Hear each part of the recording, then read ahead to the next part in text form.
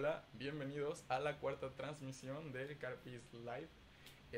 En esta ocasión nos reunimos para discutir los temas de la sesión 4, validez y sesgos en la investigación, y la sesión 5 o B1, que es descripción de los datos estadísticos. En esta ocasión nos acompaña nuevamente Eliezer. Hola. Bueno, Eliezer es, Hola, mucho gusto. él es el coordinador de marketing del equipo nacional de SCOM. Y tenemos a dos invitados muy especiales de los diferentes comités locales. Ellos son oficiales locales de CEMECH. Si gustan Hola, presentarse. mucho gusto. ¿Cuál es tu nombre? José Alberto Alex Pérez. José Alberto Alex Pérez, oficial local de publicaciones médicas de CEMEX en Chiapas. Muy bien. Y tenemos al LOMP de Sociomover. Hola, buenas tardes. Soy Román Darío González Gutiérrez, LOM de Sociomove en Mina. Muy bien. Y bueno, bienvenidos otra vez. También a las personas que nos estén viendo en YouTube. Bienvenidos. Esperamos o reiteramos que estamos en espera de sus preguntas sobre las sesiones para que en futuras discusiones a través de este medio podamos darle respuesta a sus preguntas. En esta ocasión, como ya mencioné, vamos a ver las sesiones 4 y 5 del CARPIS.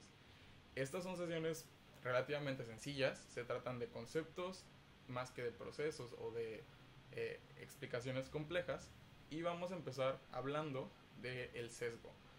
Y más que del sesgo, de lo que es contrario al sesgo, que sería la validez, para entender pues bien cuál es la importancia del sesgo en una investigación en salud.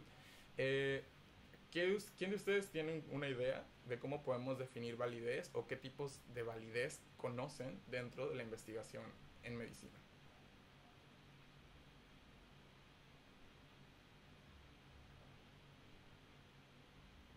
Pues, dentro de la validez, yo nada más conocía dos, Ajá. interna y externa.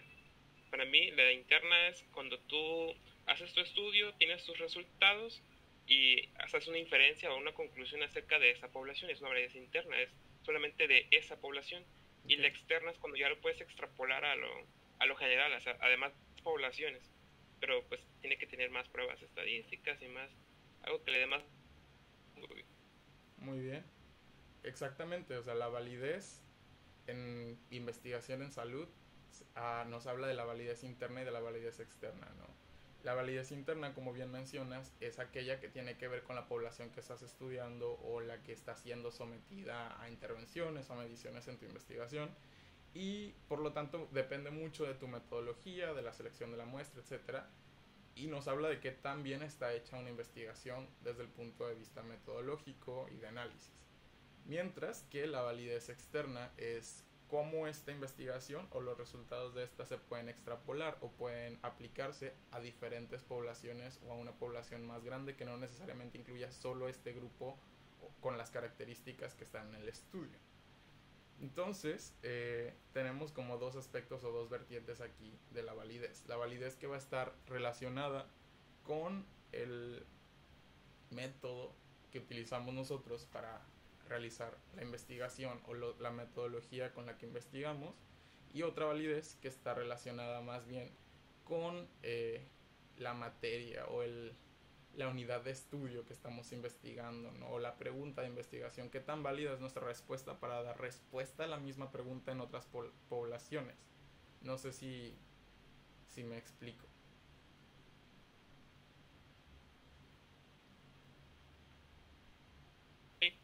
¿Sí?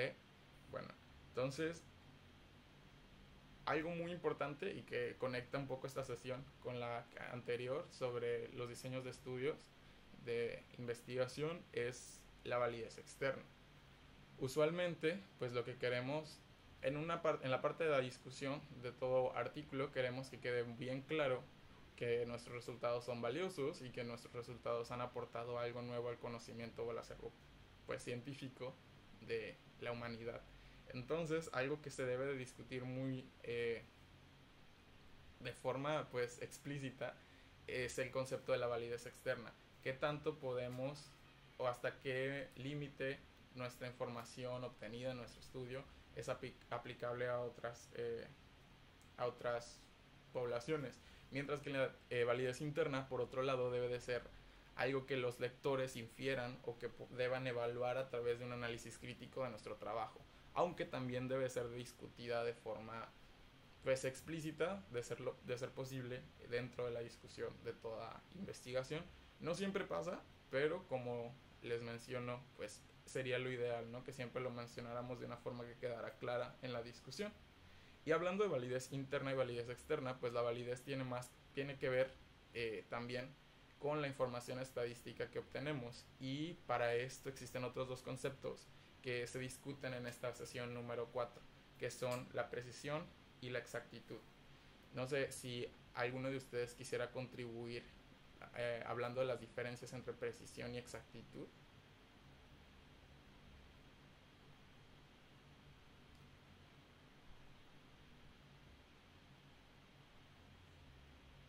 No.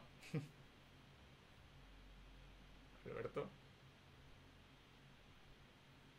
Sí, claro, bueno, al principio a mí también me costó un poco entender la diferencia entre precisión y exactitud porque parecieran dos términos muy semejantes, ¿no? En cuanto a la gramática. Pero a la manera en que yo entendí, la forma en la que yo entendí fue que la exactitud tiene como 3 parámetros para ser medida y son el sesgo, lo lineal de la investigación y hasta cierto punto la estabilidad o la confiabilidad que le damos, mientras que la precisión es más como qué tan reproductivo, qué tanto la misma investigación en otras ocasiones o modificando alguna de los tal vez de la población, o el punto es que podamos, que estamos y otra persona lo hace, o si se aplica con otro tipo de población o en otro tipo de lugar. Exactamente. La precisión se trata más de los datos que obtenemos al aplicar muchas veces el mismo experimento o el mismo instrumento de evaluación. Entonces la precisión nos habla de la dispersión de los resultados que obtenemos o de los datos estadísticos. Entonces, si pensamos que un estudio es preciso, podemos imaginarnos un tiro al blanco a una diana, donde pues todos los dardos caen pues muy cercanos el uno del otro. Entonces hablamos de un estudio que es muy preciso, ¿no? Y como también mencionas, la exactitud nos habla más de el sesgo y qué tan adecuada fue la realización en el caso de investigación de todo lo que hicimos, ¿no? Entonces, de las medidas estas que nos resumen la información, la exactitud, pues va a depender primero de la precisión y nos va a dar un marco de comparación con la realidad, por decirlo de una forma. Entonces, la exactitud sería como si quisiéramos que, pues no necesariamente nuestros dardos cayeran en donde mismo, pero que sí todos cayeran en el mismo cuadrante. No sé si me explico. Entonces, la exactitud nos habla de el sesgo y de qué tanto representa la información que estamos diciendo la realidad. Es decir, o sea, estamos midiendo lo que queremos medir de la forma correcta, y la precisión es, ¿estamos midiéndolo con el instrumento correcto? No sé si quedó claro. A mí sí me queda claro en cuanto a... Y son las dos partes más importantes de una investigación a como lo veo, porque si no tienes un correcto instrumento, desde ahí empiezas mal y pues tus resultados obviamente van a estar mal. Sí. Si tienes el instrumento correcto, pero no haces el correcto análisis o los resultados no son los más representativos, pues o sea, la investigación no cumplió el fin.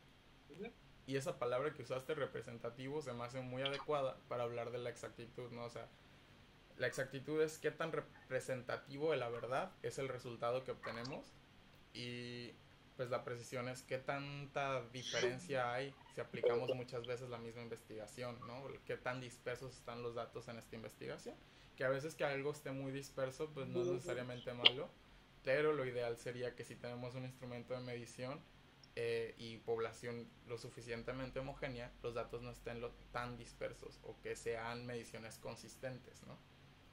Entonces, bueno, todos estos conceptos nos llevan a hablar ahora del sesgo. El sesgo es un error sistemático, pero en la investigación podemos decir que hay dos tipos de errores diferentes. El error aleatorio, que es un error que ocurre de forma espontánea, sin planearse o no necesariamente a causa de algo, sino porque el azar llevó a que este ocurriera. Y el error sistemático, que es el sesgo en el cual algo de nuestro sistema o de nuestra metodología nos está llevando a realizar un error de forma frecuente, continua, sistemática, ¿no? Cuando hablamos de algo sistemático significa que es algo que se repite de forma continua y pues básicamente eso. Entonces los sesgos los podríamos de forma sencilla, y por eso fue que se encuentra este material en el Carpis en Edmodo, pues los podemos dividir en dos grandes grupos. Los sesgos, que son de selección, de cómo vamos a conformar la población o la unidad de estudio, y los sesgos de medición, de cómo estamos investigando o cómo estamos midiendo las intervenciones o midiendo ciertas variables de las unidades de estudio para, para obtener los resultados de nuestra investigación. Entonces, la dinámica ahora va a ser hablar pues entre los cuatro que estamos ahorita, lo que entendemos y las dudas que surgen a partir de los nombres de los diferentes tipos de sesgos, que hay algunos que son muy pues característicos y que la mayoría identificamos, pero también puede que haya otros que no. Entonces, los sesgos de selección, como ya habíamos dicho, son aquellos sesgos o errores sistemáticos en, como el nombre implica, la selección de los participantes de una investigación. El primero de ellos del que vamos a hablar es el sesgo de admisión. Eliezer, no sé si tienes algún comentario sobre el sesgo de admisión.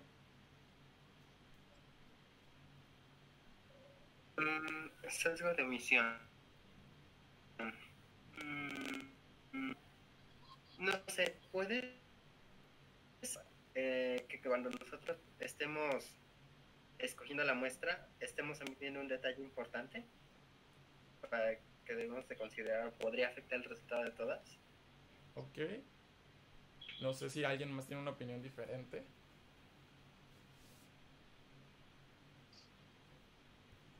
Bueno, yo creo que el de admisión se refiere a cuando no tomas en cuenta las características.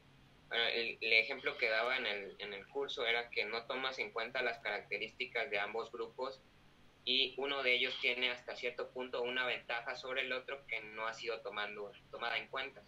Creo que daba el ejemplo de unos pacientes hospitalizados que no tienen la misma probabilidad de terminar hospitalizados que los que son los controles. Entonces yo creo que a eso se da de referir el término de admisión.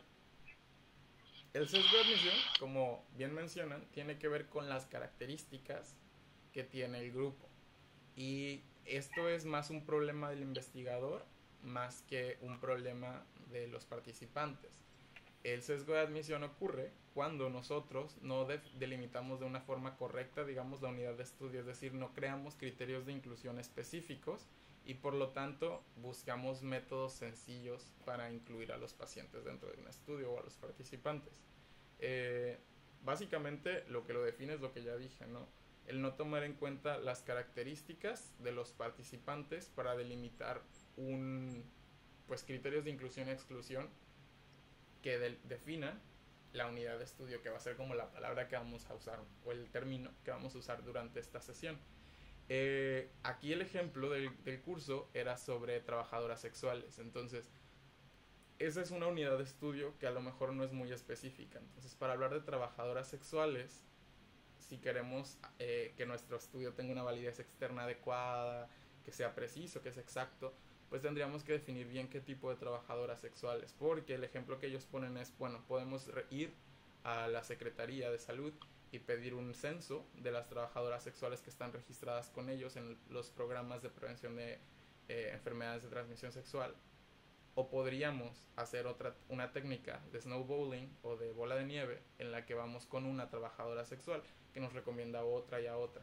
Entonces, ninguna de estas dos formas de obtener nuestra muestra de trabajadoras sexuales, que aún porque está definido como pues algo que asumiríamos que es pues específico, nos garantiza que la población sea representativa del grupo de trabajadoras sexuales. Tendríamos que entonces definir como trabajadoras sexuales inscritas al programa de prevención de enfermedades de transmisión sexual, o trabajadoras sexuales que pertenecen a una comunidad específica a la cual esta primera pues trabajadora índice nos llevó. Entonces no sé si queda claro aquí el punto. El sesgo de admisión es cuando no definimos bien en primera la unidad que vamos a estudiar, cuál es nuestra población de forma específica, y con base a esto hacemos una mala selección de personas, ya sea por conveniencia o por diferentes tipos de métodos que no llevan a seleccionar una muestra representativa, porque no creamos de inicio criterios adecuados para seleccionar a los participantes. ¿Sí?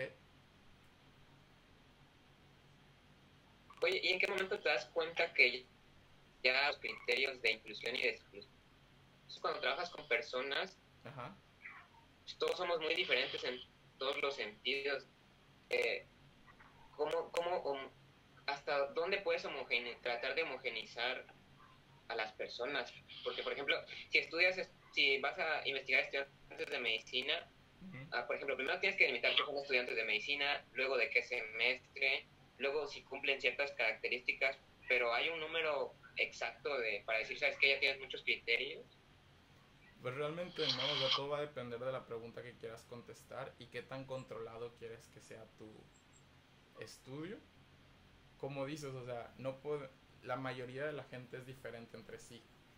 Cuando hablamos en el tema pasado de las muestras, decíamos que queríamos una población homogénea o una muestra homogénea en la que los valores de P que describen la demografía fueran mayores a 0.05, es decir, que sus características no tuvieran una diferencia significativamente, pues estadística significativa.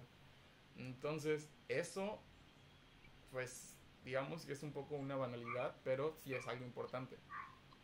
Queremos que las características que estamos estudiando, que creemos que contribuyen al problema, pues sí sean lo más semejantes posible, pero sin quitar todas otras características que a lo mejor no influyen en el problema. La realidad es que muchas veces el problema sí está influido por estas otras cosas, y a eso pues a lo que llamamos factores de confusión, ¿no? Entonces por eso en mi primera queremos que esté el estudio lo suficientemente controlado, porque si no lo controlamos perdemos la validez interna del trabajo, pero si lo controlamos de más, ponemos en juego que nuestro estudio sea representativo después de la realidad o de estas otras poblaciones a las que estamos extrapolando la información, y por lo tanto pues la validez externa se pierde porque la gente y la vida real son heterogéneas o no están controladas, ¿no? Entonces no hay realmente una respuesta para eso, todo depende del tipo de investigación, tu pregunta, tu grupo de investigación, etcétera. Claro, sí.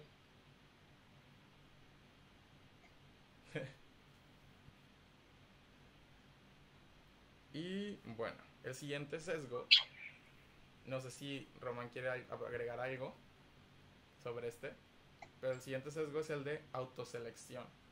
Este creo que es como más fácil de entender, pero ¿qué opinión tienes, Román, sobre el sesgo de autoselección, o qué entiendes del concepto? Pues hasta donde lo entendí era que, por ejemplo, nosotros no queremos, o nos da flojera, o por alguna cosa como investigador, no ponemos una buena técnica de muestreo, como una aleatorización, que es lo principal, pero dijimos, pues no. Y entonces esto va a provocar que haya voluntarios, o piensa, ¿quién quiere entrar?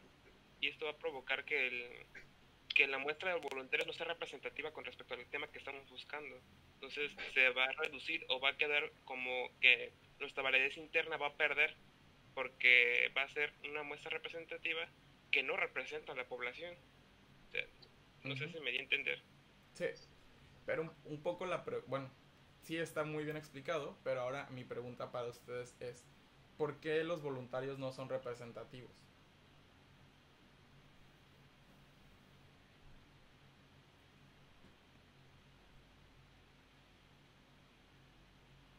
o por qué decimos que un estudio realizado a partir o con la participación de voluntarios solamente no es representativo, principalmente en salud, ¿no?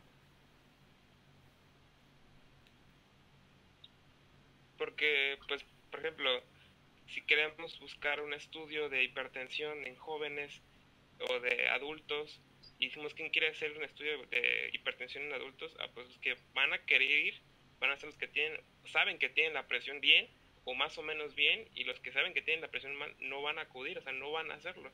Entonces vamos a tener que nuestra población está excelente en la presión, pero resulta que realmente no está. Aunque hay un dilema que a mí cuando viví metodología me lo platicó mi maestro, que por ejemplo hay muchos temas tabúes en México como la sexualidad y cosas así, que muchas veces se prefiere un criterio de autoselección ante uno de aleatorización, puesto que estas personas que les preguntan sobre sexualidad o algo así se cohíben y llegan al punto en el que llegan a mentir. Entonces, decía que es mejor en ese tipo de temas selectivos, porque la persona que quiere participar ante el miedo de que le van a preguntar ya sabe lo que le van a preguntar, aumenta como que su efecto. Exacto, y eso se convierte en otro tipo de sesgo, que es un sesgo de medición, o sesgo de información, ¿no? Pero aquí lo vamos a manejar como sesgo de medición. Y pues sí, como comentas, ¿no? Los voluntarios son personas diferentes, digamos, porque en primera a lo mejor ya tienen una enfermedad, y dentro de estas personas que ya tienen una enfermedad, muy probablemente son personas que tienen un nivel de participación mucho más activo, y por lo tanto los desenlaces en estas personas o la información que ellas nos van a proveer puede que sea muy verdad o muy verdadero las respuestas, pero están influidas por el tipo de persona que son. Si son voluntarios, muy probablemente sean personas en mejor control, como tú mencionas, o sean personas que tienen una participación más activa con su médico en el caso de medicina o del área de la salud, y por lo tanto no van a ser representativas de toda la población que queremos estudiar. Los voluntarios, digamos que son personas especiales porque pues tienen la iniciativa de participar en un estudio para pues contribuir al conocimiento, y a diferencia del resto de la población que pues como ya mencionamos somos muy heterogéneos, pues no van a representar la realidad, quizá van a representar la parte más positiva o más agradable para las personas.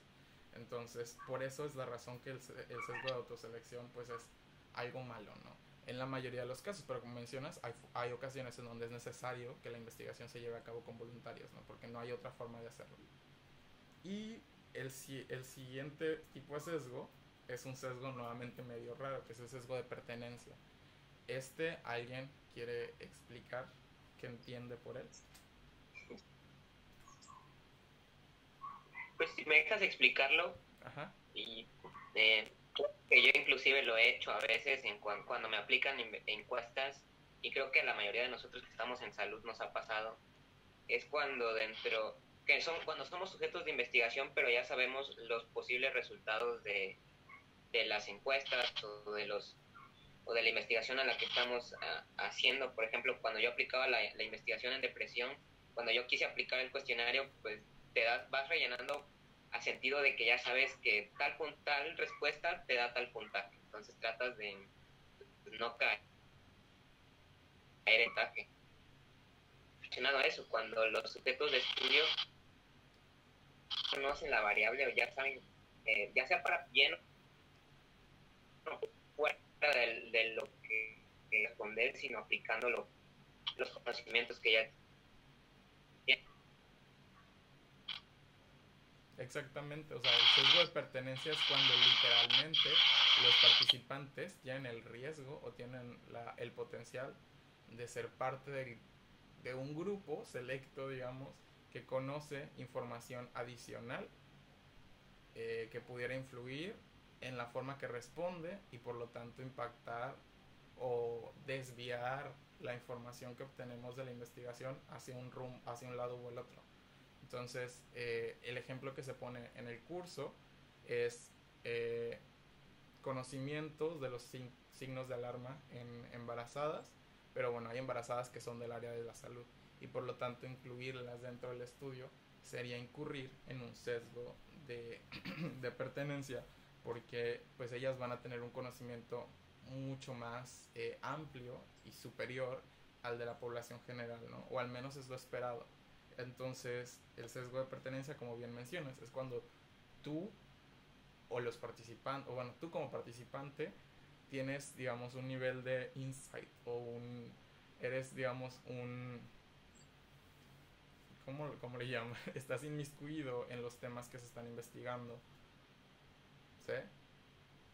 Digamos que eres un participante como undercover. Convente. ¿Mande? No escuché. Sí, como que tienes una ventaja que no conocen los demás. Exactamente. Y eso es algo que pues deben de ser como muy cuidadosos los investigadores al seleccionar a las personas, o también a veces hacer como hacer sectores o dividir las poblaciones en diferentes grupos, ¿no? El siguiente, bueno, aquí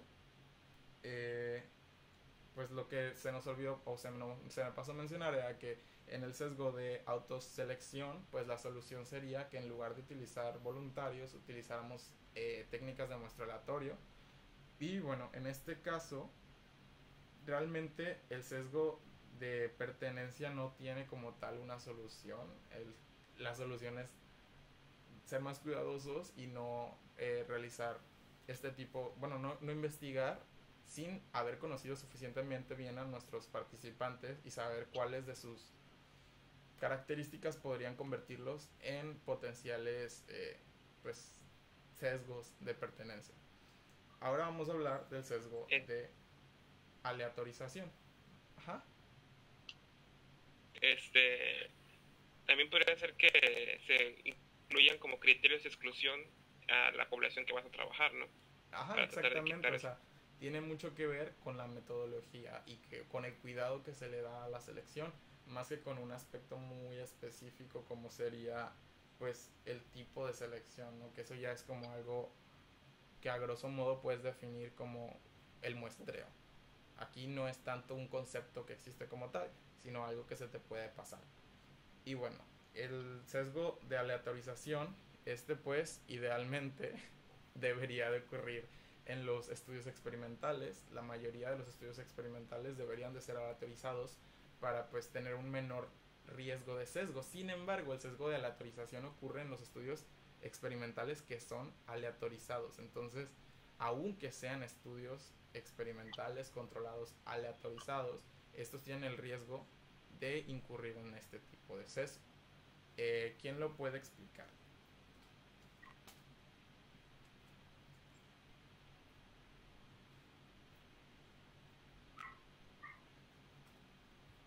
Pues que yo recuerde, el sesgo de aleatorización simplemente es que o no hay aleatorización o está mal aplicado. Entonces su solución es aleatorizar bien. O sea, ajá. Sí, ya. Exactamente. Entonces, o sea, sí, si bien el no tener aleatorización es un sesgo de aleatorización, el tener aleatorización y no realizarla de la manera correcta por diferentes razones es el sesgo de aleatorización de forma más estrictamente pues dicha o propiamente dicha, ¿no? Aquí hay dos cosas, ¿no? No nada más se trata de un aspecto técnico de la investigación, también a veces se trata de un aspecto ético. Las veces en las que los investigadores aleatorizan, entre comillas, los grupos por conveniencia o violando algunos de los principios bioéticos, pues van a ser, digamos, las formas más graves en las que podemos incurrir en este tipo de sesgo. Por ejemplo, si se incluye a un conocido de los investigadores o del grupo que está realizando la investigación en el que se conoce que es la intervención pues superior o la que no es el placebo, etcétera, por conveniencia, pues entonces ya estamos incurriendo en una falla pues grave desde el punto de vista ético, pero también algo que puede pues contravenir la legitimidad de los resultados, porque si esto ocurre de forma sistemática, es decir, ocurre más de una vez, y se repite continuamente, muy probablemente la mayoría de los conocidos, de los investigadores, terminen en el grupo donde está la intervención superior o el tratamiento que se sabe que es más efectivo o que se cree que es más efectivo, y por lo tanto a lo mejor esta población es muy similar entre sí y es muy diferente a la otra, a las personas que quedan alojadas en el grupo control o en el grupo con la intervención inferior. Entonces, pues es algo que debería de ser, pues no quiero decir ilegal, pero sí que debería ser muy cuidado. Sabemos que en la realidad ese tipo de acciones pasan, pero pues muchas veces por eso mismo los estudios que son financiados por compañías o que se realizan, por ejemplo, en consultorios privados, tienen este tipo de sesgo. No quiero decir que todos, pero pues existe esa realidad, no solamente en nuestro país, sino en todas partes. ¿Alguna contribución o algún comentario sobre esto?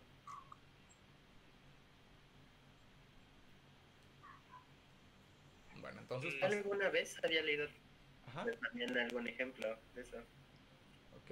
Que si estamos buscando, no sé, alguna patología, el que esté aleatorizado pues tu muestra pues te da más validez a que pues cierto, no sé, si tú estás probando un tratamiento, pues sí puede ser efectivo, porque puede confundirse tal vez con otras patologías que igual pueden alterar pues tus resultados.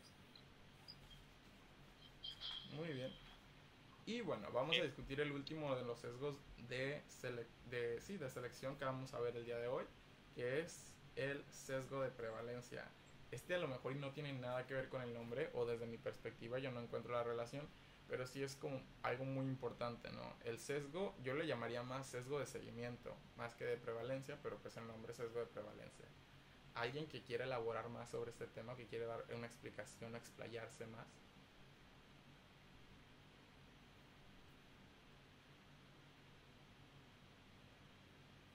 Bueno, entonces lo comento yo. El sesgo de Pero prevalencia. en el de prevalencia, ¿no? Ajá. Dime.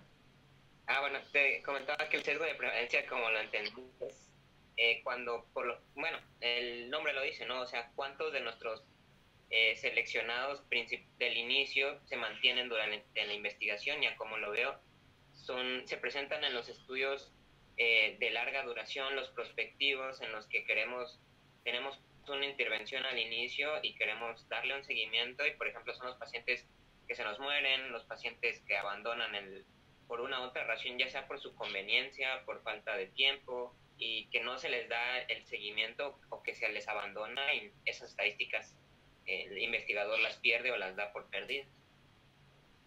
Sí, exactamente. O sea, se trata de qué tanto va a influir la pérdida en el seguimiento nuestra investigación. Y eso significa que tanto las personas que pudieron haber estado, digamos, en peores condiciones fallecieron, y por lo tanto no sabemos cuál es el efecto sobre su condición o sobre ellos de la intervención que estamos estudiando, o por ejemplo cuántas personas están con dificultades para seguir el tratamiento en el caso de las investigaciones sobre este tema. Y bueno, el punto aquí es el concepto de atrición, que es la pérdida del seguimiento, ¿no? Entre más atrición haya en tu estudio, más sesgo de prevalencia va a haber, porque muy probablemente las personas que continúan tienen también características que las diferencian de estas personas que no pudieron continuar, y por lo tanto van a sesgar o virar el enfoque, los resultados de la investigación hacia un extremo. Y esto pues nos lleva a otro concepto que ya habíamos revisado en la sesión anterior, que es el tipo de análisis estadístico, bueno, el tipo de análisis que realizamos para describir o reportar los resultados de nuestras investigaciones, principalmente las experimentales. Que hay resultados o hay análisis por protocolo y análisis por intención para tratar. No sé si alguien de ustedes conoce la diferencia entre estos.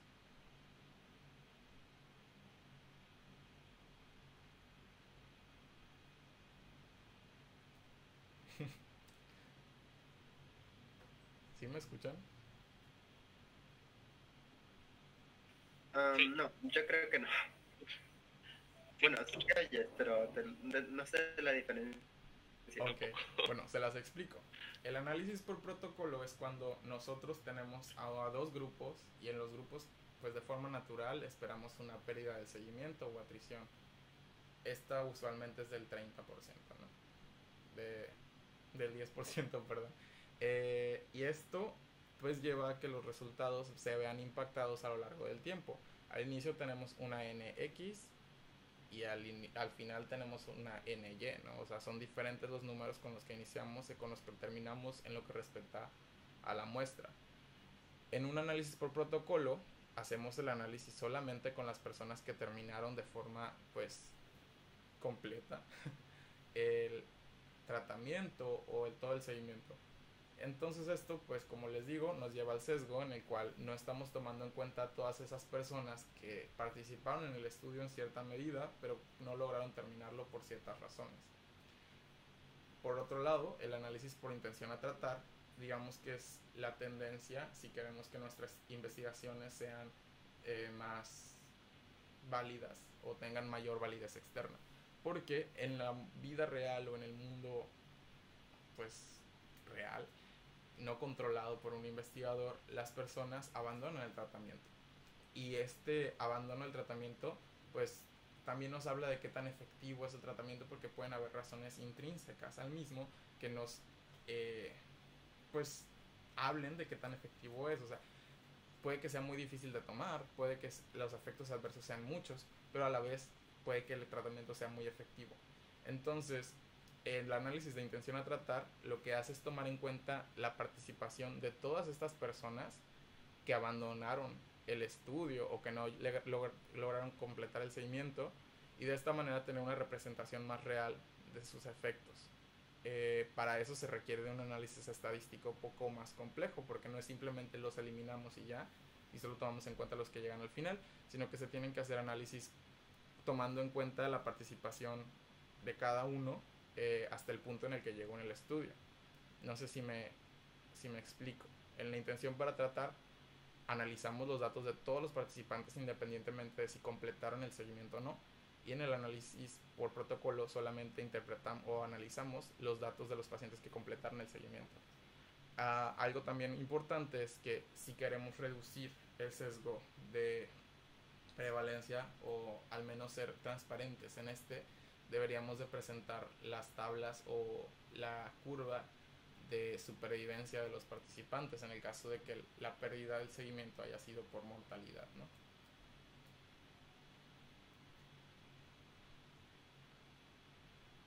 Y bueno, esos serían los sesgos de selección que discutimos el día de hoy.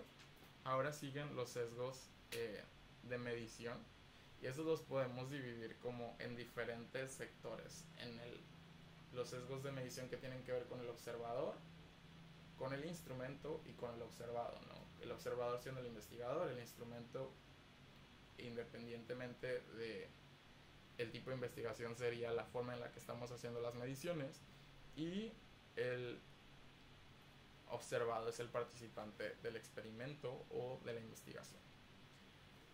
¿Hasta aquí alguna duda? No. Ok, entonces el sesgo de medición principal va a ser el sesgo del observador.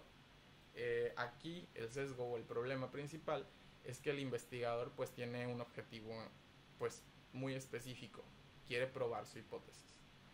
Si el investigador es el mismo que realiza las mediciones o el mismo que toma las encuestas, etcétera, si es el que está en el campo realizándolo, es muy probable que incurramos en sesgo del observador, porque él va a estar influido por sus intenciones de probar la hipótesis, y por lo tanto va a utilizar ciertas, no estrategias planeadas y conscientes, pero sí puede realizar muchas acciones que de forma sistemática lleven u orienten a las personas que están participando a pues generar resultados que favorezcan sus intenciones, que es probar la hipótesis, ¿no? ¿Algún comentario sobre esto? ¿O saben cuál sería la solución para disminuir el sesgo del observador?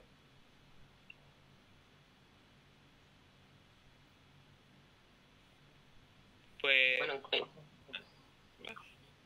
¿con quién? Ajá. ¿Quién? Oh, pues el compañero. Bueno, ¿cuánto a veces como tú mismo las encuestas? Pero ¿qué pasa cuando no tienes más personal a tu lado? O sea, cuando tal vez los autores del artículo son los mismos que tienen que ir a aplicar las encuestas. Y sí, entiendo que a veces subjetivamente quieres que tu hipótesis sea la correcta, pero ¿qué haces en ese entonces? ¿Capacitas a alguien para que aplique las encuestas por ti? ¿O tú mismo vas ateniéndote a la posibilidad de este sesgo? Pues eso va a depender más de la decisión individual, ¿no? Al final de cuentas, no siempre se juzga quién realiza las acciones o cada una de las actividades de la investigación. Hay revistas en las que para publicar tienes que enviar una ficha con cada uno de las nombrando a cada una de las personas involucradas en cada una de las fases. Pero realmente pues se puede hacer cualquiera de las dos opciones que tú comentas, ¿no? O buscar a un tercero para que nos auxilie en esto, o estar nosotros conscientes de que estamos incurriendo probablemente en un sesgo del observador. Y pues eso. O sea, lo ideal siempre en una investigación es tener un equipo, porque esto nos habla de que hay muchas más personas trabajando en él y muchos más controles que podemos establecer para pues disminuir los sesgos de diferente índole. También pues lo más importante aquí y lo que les preguntaba era que la solución al sesgo del observador es el ciego sencillo, en el que quien realiza las mediciones o está en el lugar del estudio realizando el experimento o la observación, pues no conoce el objetivo, no conoce el tratamiento que está recibiendo el paciente, porque pues ese es el simple ciego, ¿no?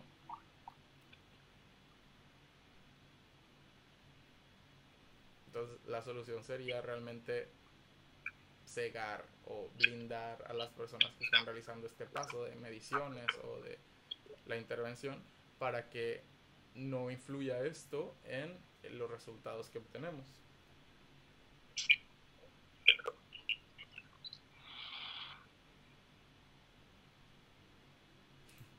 Bueno, pasamos al siguiente tipo de sesgo de medición. Este ya son los sesgos que tienen que ver con el instrumento. Son dos tipos de sesgo principales.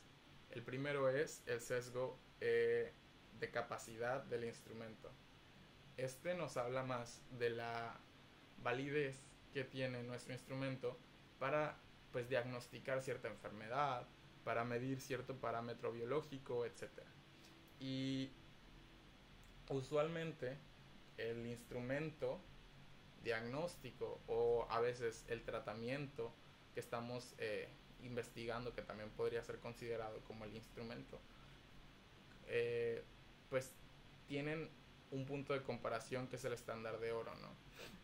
Y siempre tendríamos que estar haciendo la comparación con una referencia pues bien establecida, ¿no? De ahí que las preguntas clínicas estructuradas, PICO, tienen el componente de C, que si bien no es obligatorio, si se incluye pues aumenta, digamos, la calidad de la pregunta y por lo tanto del problema que estamos dándole una solución.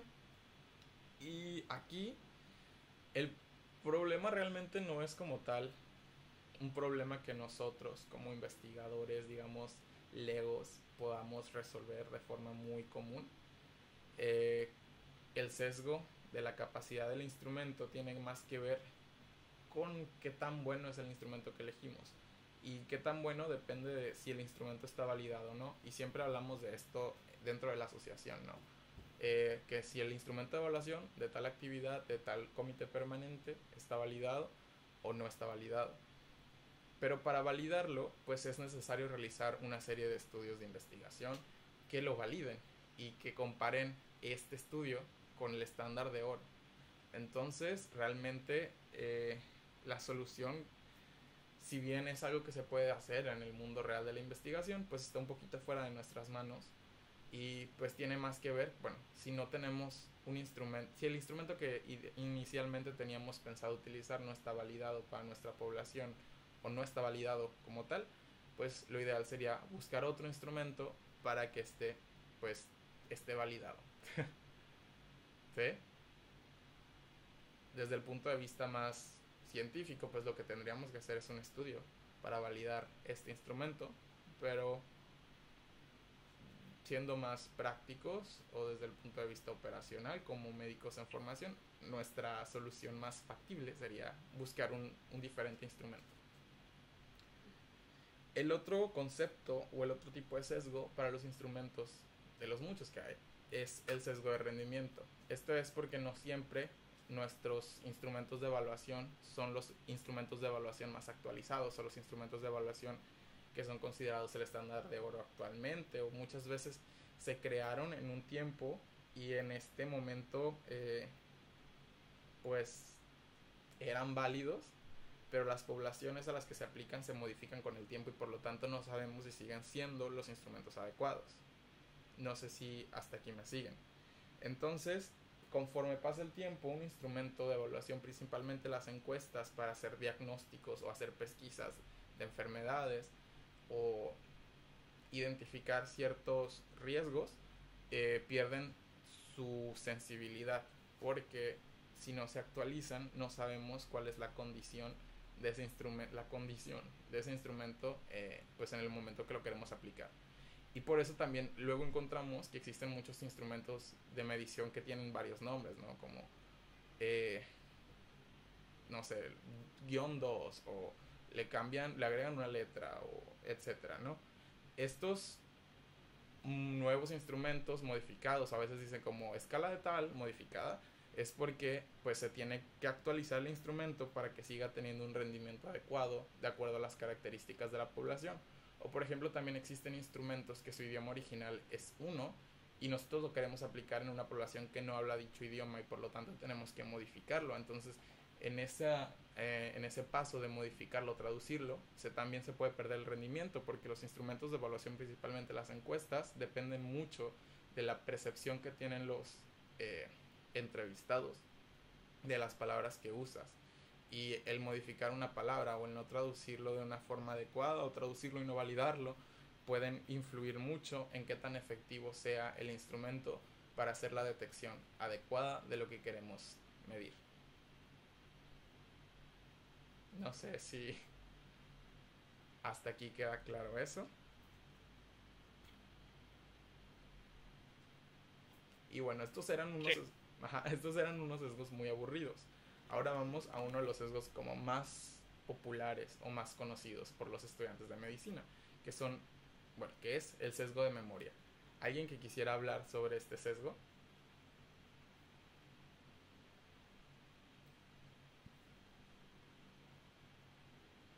Para empezar, este ya no es un sesgo ni del observador ni del instrumento, entonces queda fuera del control del investigador.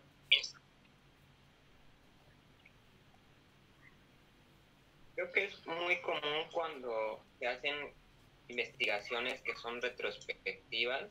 Ajá. Por ejemplo, en mi escuela una vez aplicaron en nutrición recordatorio de 24 horas. Y pues te piden que recuerdes qué comiste hace 24 horas. A veces te preguntaban qué comiste hace una semana, y creo que eso es a lo que te atienes en este tipo de estudios, a que a veces no le pones detalles, no pones atención a esos pequeños detalles que son esenciales para la investigación, pero para el entrevistado pues son cosas de rutina que los pasa de largo. Sí, exactamente, y por lo tanto son cosas que son intrínsecas al diseño o factores que son intrínsecos al diseño y que por lo tanto es muy difícil de controlar y solamente tenemos que tomar en cuenta, ¿no? En nutrición principalmente los recordatorios, ya sea de 7 días o de 24 horas, son de las herramientas más útiles en investigación y sin embargo pues tienen completamente el riesgo de incurrir en el sesgo de memoria, y eso va a depender también del tipo de población o del sujeto de estudio más particularmente del que estamos hablando, porque hay personas con buena memoria y hay personas pues con mala memoria o que no le ponen tanta atención a las actividades que realizan. Algo muy importante aquí en los diseños de estudio epidemiológico que existen en medicina bueno, en el área de la salud, están los estudios de casos y controles. Y aquí, pues usualmente, si bien no siempre es así, usualmente las personas que tienen una enfermedad, que serían nuestros casos, tienden a ser personas un poquito más aprensivas o pueden tener un mayor riesgo o una mayor predisposición a asociar cosas que le han pasado en su vida con el adquirir la enfermedad que estamos estudiando. A diferencia de si tenemos al control sano, a esa persona muy probablemente las preguntas que le hagamos enfocadas a los factores de riesgo que estamos investigando no le van a causar mucho, pues no van a ring a bell, no sé cómo decirlo, para recordarle cosas, o sea, a lo mejor no le toma importancia a ninguno de estos factores a los que ha estado expuesto porque pues realmente él no está sufriendo de ninguna enfermedad y no los asocia con nada negativo en su vida y por lo tanto pues el sesgo de observación es algo de memoria es algo muy recurrente en los estudios de casos y controles, pero pues como tal eh, es algo inherente al diseño de estudio y por lo tanto tendremos para reducir este sesgo que hacer o aplicar nuestro diseño de estudio de la forma metodológicamente más correcta que podamos. ¿Alguna duda? No, todo va bien. Y bueno, vamos a llegar al último punto de el sesgo, bueno, de los sesgos de medición, que sería el sesgo de adaptación. Este también es un sesgo que pertenece al observado o al participante del estudio. Y este sesgo es como bastante particular. No sé si alguien tiene comentarios sobre él.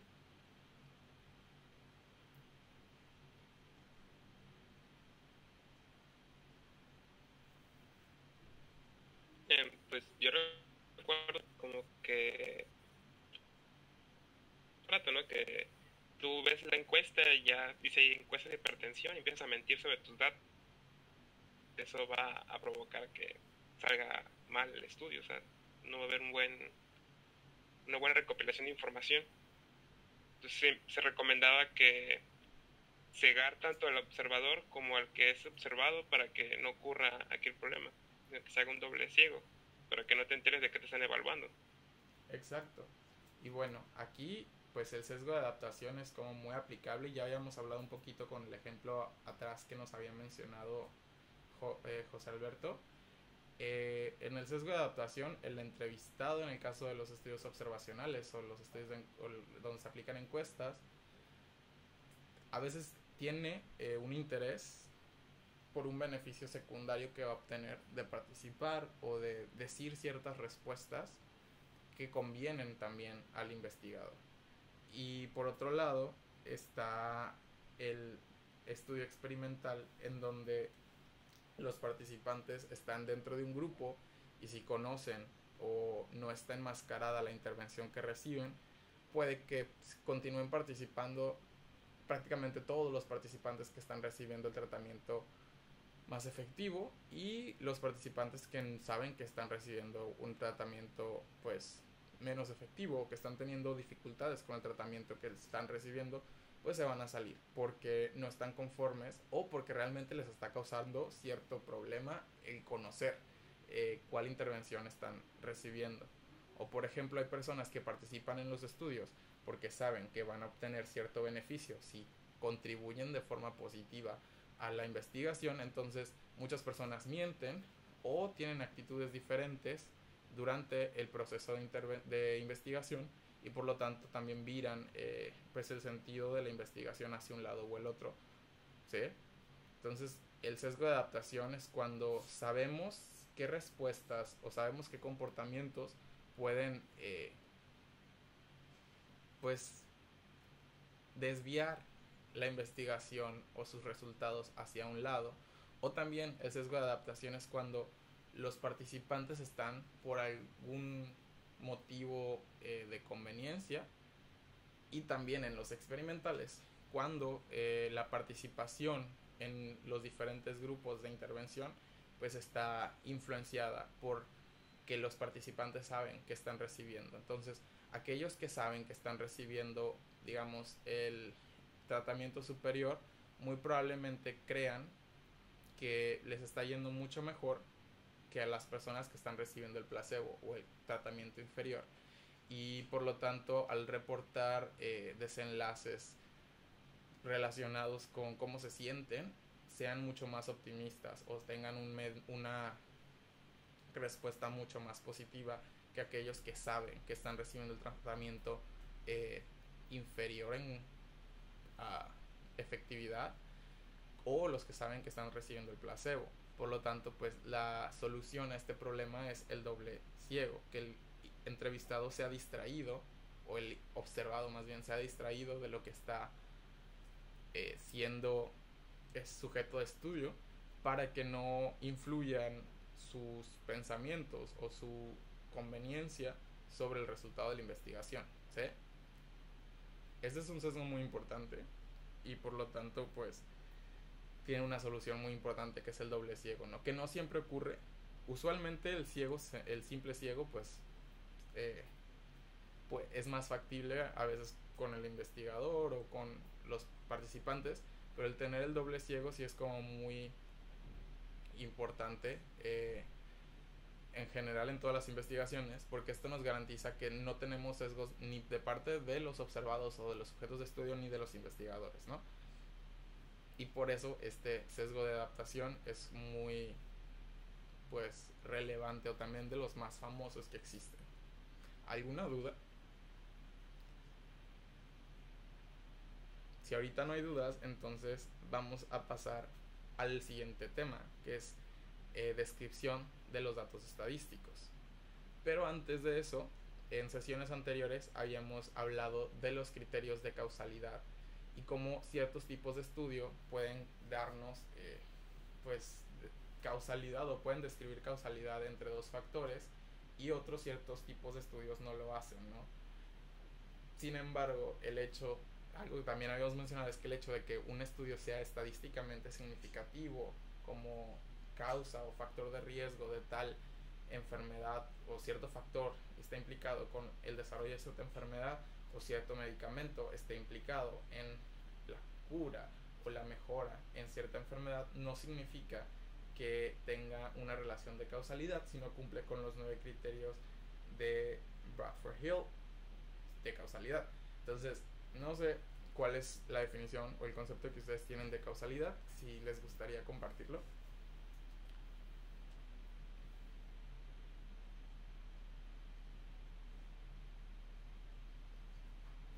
Porque algo que sí que es muy importante ahora que vamos a entrar en temas de estadística es la diferencia entre asociación y causalidad. Siempre que tenemos un dato estadístico que apoya una relación, pues hablamos que es una asociación estadística. Para que algo sea verdaderamente una relación causal o de causalidad, debe cumplir con estos 9 criterios.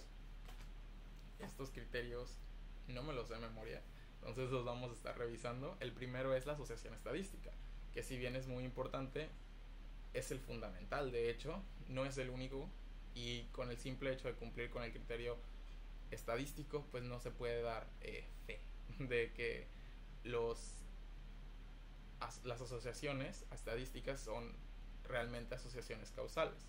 El segundo criterio es el de relación dosis-respuesta. Para hablar de que un factor nos lleva al desarrollo de un evento, pues lo esperado, o un criterio que podríamos cumplir y que apoya su causalidad, es que a mayor exposición es mayor el efecto o mayor el evento que estamos observando, ¿no? El tercer criterio es la temporalidad. Entonces, este es un poco más de lógica. No podemos tener un factor que se presenta después a la aparición del evento. Entonces, siempre el factor de riesgo o la exposición debe de preceder a la aparición del evento. El cuarto criterio es el de analogía. Este es un poco confuso, pero el criterio de analogía nos dice que si tenemos un factor o un fenómeno que puede implicar que aparezca un evento o que se desarrolle cierta enfermedad, deberían, y existen otros factores u otros desencadenantes que son similares, entonces ambos desencadenantes o ambos factores tendrían que causar problemas similares. No sé si esto queda lo suficientemente claro, pero pues como el nombre lo implica, es una analogía. Si hay algo que se parece, entonces por lo tanto esto debe de causar un efecto parecido, en este caso en el humano, ¿no? Otro de los factores o de los criterios de causalidad es el de especificidad. Entre mayor, bueno, especificidad hablamos de que existe una relación uno a uno idealmente, ¿no? Cuando hablamos de sensibilidad, hablamos de que podemos detectar a todas las personas que tienen, que potencialmente tienen la enfermedad, con el riesgo de implicar a muchas otras personas que no tienen una enfermedad. Cuando hablamos de factores de riesgo, de la especificidad en esto, de los criterios de causalidad, estamos hablando de exposiciones y eventos. Entonces, una exposición es sensible si esa exposición está presente en todas las personas que tienen una enfermedad, pero también en muchas personas que no tienen enfermedad. En el caso de la especificidad, entonces hablamos de que solo las personas que tienen la enfermedad están expuestas en esa misma medida. Entonces, la especificidad sería que es un solo factor de riesgo o una sola exposición que se relaciona con esta enfermedad. Esto ya es bien difícil de realmente que ocurra, porque o sea, hay muchas enfermedades que son multifactoriales, hay muchas enfermedades que se asocian a más de un factor de riesgo, y también hay muchas diferentes enfermedades que se asocian a el mismo factor de riesgo. Entonces, si bien en el pasado esto podría darse de forma más natural, actualmente ya es más difícil, aunque no imposible. Y en el caso de los tratamientos o de las investigaciones experimentales para probar la efectividad de diferentes fármacos, esto sí es probable, ¿no?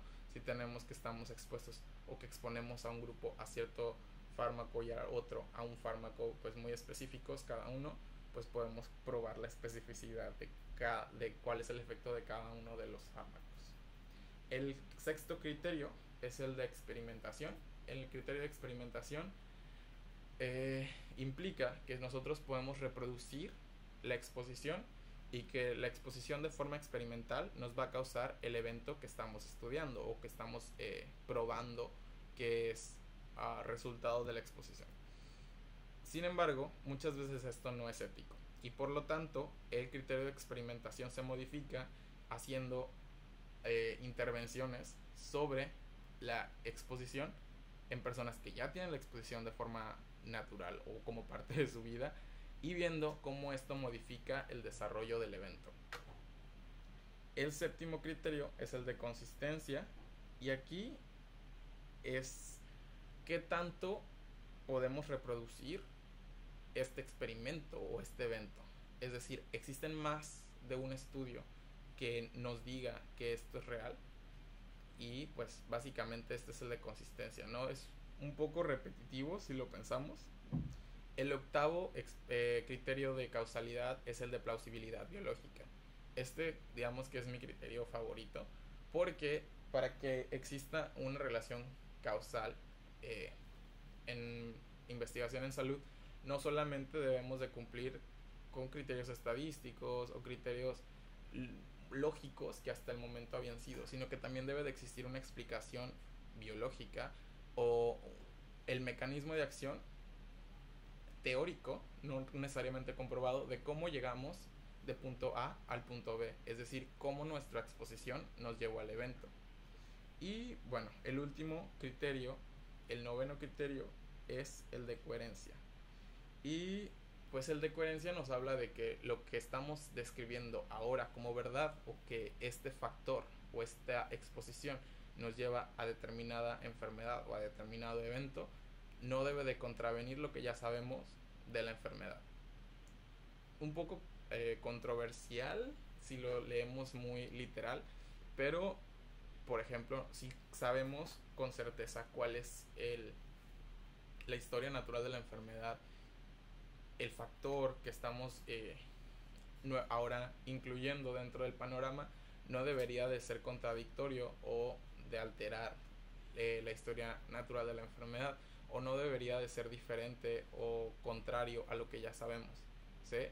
Esto no significa que no podemos hacer innovaciones o no podemos hacer descubrimientos que impacten de forma pues muy significativa el conocimiento. Sin embargo, en medicina hay muchas cosas que ya sabemos desde hace mucho tiempo y sabemos que ocurren de cierta manera, y por lo tanto un criterio de causalidad sería que no existiera pues contradicción, sino que más bien apoyara o reforzara las teorías que ya tenemos o los conocimientos que ya tenemos, complementándolo, no contradiciéndolo. A esto me refiero con coherencia.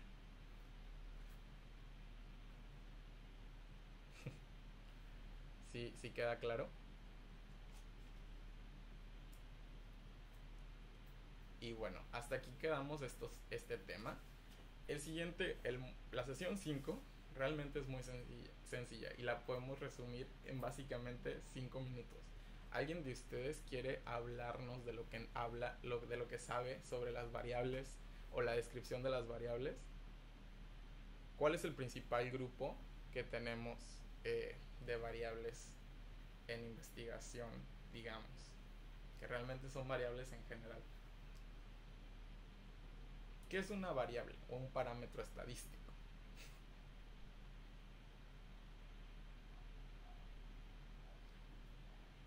Pues una variable pues, es algo que tú vas a someter a pruebas estadísticas o algo que tú haces, ya sea sexo, etnia, algo, y cuantitativas o cualitativas dependiendo de la característica. Si es medible, cuantitativa. En cambio, las que no pueden ser medibles, no pueden generarse medidas de expresión estándar como sexo, etnia, religión, pues son cualitativas. Me mencionaban cuando estudié metodología que una variable cualitativa la puedes convertir a cuantitativa. Sin embargo, una variable cuantitativa no la puedes convertir a cualitativa, puesto que son números. Exactamente. Las variables son atributos de las poblaciones o características que tiene la unidad de estudio. Y estas variables, como tú mencionas, pueden ser medibles o no medibles.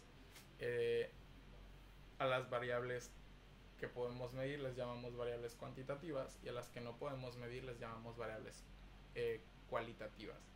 Dentro de las variables que podemos medir, que son las cuantitativas, podemos dividirlas en dos grupos principales de acuerdo a la naturaleza de los números. Y estos, ¿alguien sabe cuáles son?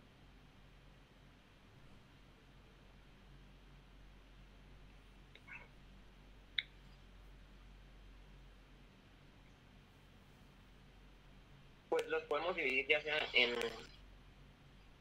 nominales, ordinales, si el orden de estos importa, o discretos o continuos, intervalos de... Sí, se pueden agrupar dentro de un intervalo. Ajá. Y bueno, yo preguntaba más sobre la segunda parte, porque si hablamos de cuantitativas, hablamos de variables que son continuas o discretas o intervalos. Estos pues siempre van a ser números. ¿Cuáles son las diferencias principalmente entre las variables continuas y discretas?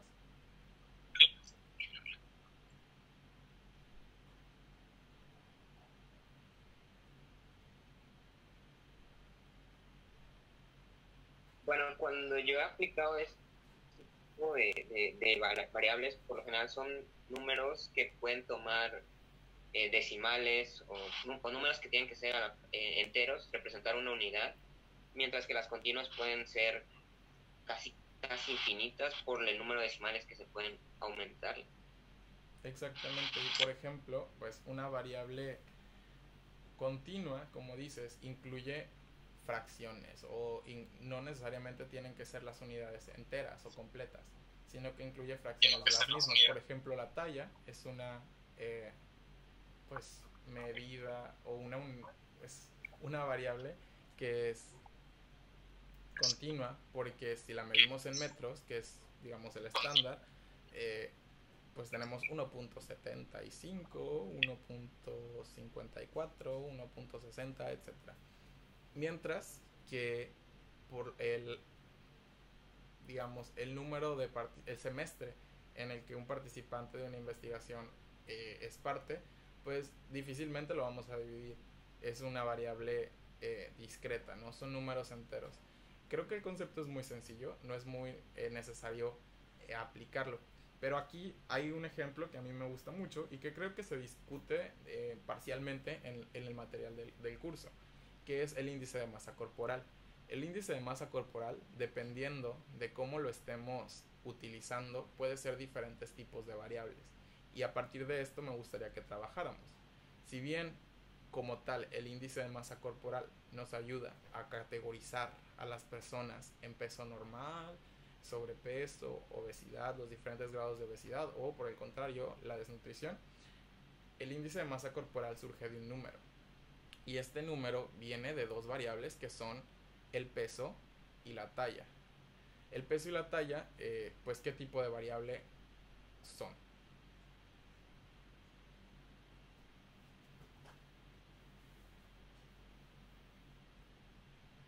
Son continuos. Ajá, son cuantitativas y son continuas porque nos hablan en fracción, digamos.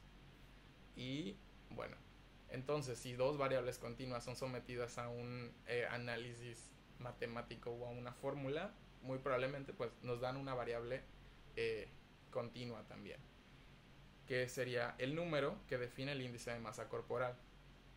Pero por otro lado, tenemos intervalos de índice de masa corporal que van a definir categorías. Entonces el índice de masa corporal, digamos que es una variable que dependiendo de cómo la estemos aplicando puede ser diferentes tipos de variables. No sé si estamos llegando al punto que los quiero encaminar. La definición de sobrepeso sería igual o mayor a 25 hasta 29, ¿sí, no? Y por lo tanto, este intervalo nos crea una categoría. Y esta categoría ya no es una variable cuantitativa, sino una variable cualitativa. Y esta variable cualitativa es desde un tipo en específico. Como el índice de masa corporal es progresivo, digamos, de la desnutrición, el peso normal, el sobrepeso, la obesidad, etcétera, bueno, los diferentes grados de obesidad, se trata de una variable categórica o cualitativa que es nominal u ordinal.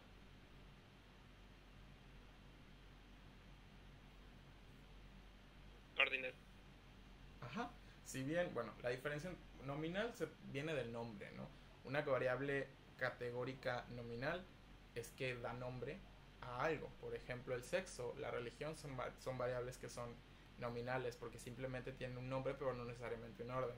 Y como ya nos había explicado José Alberto, pues las variables que llevan una secuencia o un orden pues son las ordinales, aunque también tienen un nombre y categorizan a las variables o categorizan a los atributos en grupos, pues estas tienen una secuencia a seguir. El índice de masa corporal entonces es una variable categórica ordinal. Entonces, bueno, creo que hasta aquí ya revisamos las variables, digamos, de forma muy rápida, o al menos hasta lo que cubre la sesión 5 o B1 de el CARPIS, de descripción de los datos estadísticos. ¿Alguna pregunta hasta este momento? No. No, Bueno. complejo, pero todo bien. Bueno, entonces, si no hay más cosas que discutir, yo creo que ya hemos finalizado con los objetivos que teníamos el día de hoy. Muchísimas gracias por acompañarnos y espero que nos sigan visitando en estas transmisiones en vivo del CARPIS Live. Entonces, sin más, me despido. Agradecemos a todas las personas que están continuando el curso, que siguen realizando las actividades, y también les solicitamos que nos envíen sus preguntas para que podamos enriquecer estas sesiones con sus preguntas, ¿sí? Y no sé si alguno de ustedes tiene algún mensaje.